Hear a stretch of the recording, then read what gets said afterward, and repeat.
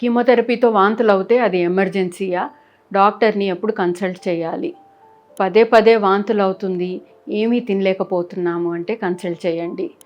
రోజంతా వికారంగా ఉంది, ఏమీ తినలేకపోతున్నారు, వాంతులు లేవు అయినా తినలేకపోతున్నారు, అయినా కూడా మీరు కన్సల్ట్ చేయాలన్నమాట. మూత్రం డార్క్గా ఉంది, డీహైడ్రేషన్ సైన్స్ ఉన్నాయి.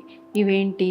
నోరు ఎండిపోవడము, తల తిరిగినట్టు ఉండడము, వాంతులతో పాటు జ్వరాలు ఉన్నా, వాంతులతో వెయిట్ లాస్ అవుతున్నా, వాంతులతో పాటు లూజ్ మోషన్స్ అవుతున్నా, ఇవన్నీ ఎమర్జెన్సీ సిచ్యువేషన్స్ అవ్వచ్చు. డాక్టర్ని వెంటనే కన్సల్ట్ చేయండి.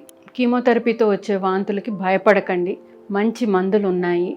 ఈ మందులు తీసుకున్నా మనకి వాంతులు అయ్యాయంటే మీ టీంకి చెప్పండి. నెక్స్ట్ సైకిల్కి అది అవ్వకుండా తీసుకునే జాగ్రత్తలు ఉంటాయి. డీహైడ్రేషన్ వచ్చేంత వరకు వెయిట్ చేయకండి.